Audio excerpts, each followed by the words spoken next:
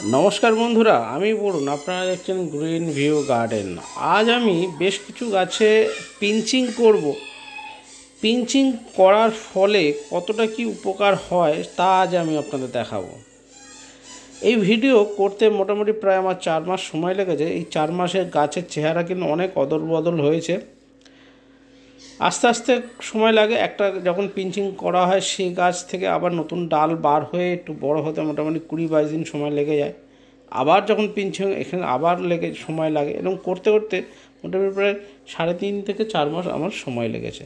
তো বর্তমানে গাছগুলো কেমন আছে সবই আজ আমি আপনাদের দেখাবো এবং তার সঙ্গে সঙ্গে পিঞ্চিং কেন করব আর কী বা উপকারিতা আছে পিঞ্চিং করা সেগুলো সবই আপনাদের বলবো। তো প্লিজ সঙ্গে থাকুন, তাহলে কিন্তু পিঞ্চিংয়ের সমস্ত ডিটেলস জানতে পারবেন।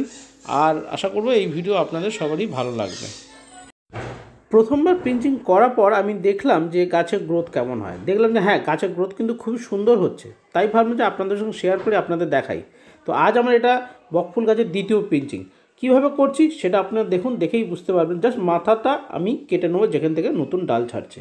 আর এইভাবে কিন্তু সমস্ত ডালের মাথা কেটে দেবেন, তাহলে কিন্তু দেখবেন সেখান থেকে 2, 3, 4টে করে ডাল ছাড়তে থাকবে।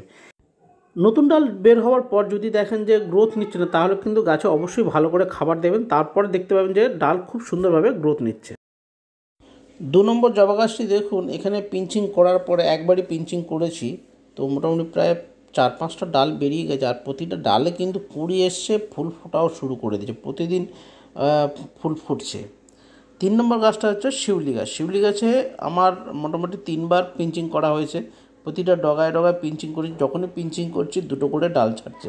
যখন শুরু করি তখন 3টে ডাল ছিল একদম গোড়াতে, তো সেখান থেকে 3টে থেকে 6টা, 6টা থেকে আবার 12টা, এইভাবে মোটামুটি প্রায় 20-22টা মতন দেখুন ডাল ছড়িয়ে রয়েছে। আর যত ডাল ছাড়বে তত কিন্তু ফুল ফুটবে। আর শেষ যে গাছটা হলো সেটা হলো আমার মিট মশলার গাছ। মিট মশলা গাছ আমি একবারই পিঞ্চিং করেছি। একবার পিঞ্চিং করাতেই প্রায় 5টা 6টা করে ডাল ছাড়া শুরু করেছে। দারুণ লাগছে, ভালো লাগছে। হ্যাঁ, ছোটো একটা গাছ আমি পিঞ্চিং করেছি, তাতে এত পরিমাণে ডাল ছাড়ছে। একটা ডাল ছিল, সেখানে যদি 5টা ডাল হয়ে যায় খুবই ভালো লাগে। ছোটো অবস্থা থেকে প্রচুর পরিমাণে আমি ডাল পাবো এবং যত পাতা হবে আমি মিট মশলার পাতাও তত পাবো, তত কিন্তু আমাদের রান্নায় কিন্তু গন্ধ বাড়তে থাকবে। ছোট্ট একটা জবা গাছ, বর্ষার সময় আমি করেছিলাম। গাছটা বেশ বড় হচ্ছিলো, দেখি একটা সিঙ্গেল ডাল ছিল। তো এটাও যখন পিঞ্চিং করলাম, পিঞ্চিং করার পরে দেখুন প্রায় 4-5টা ডাল বেরিয়ে গেছে।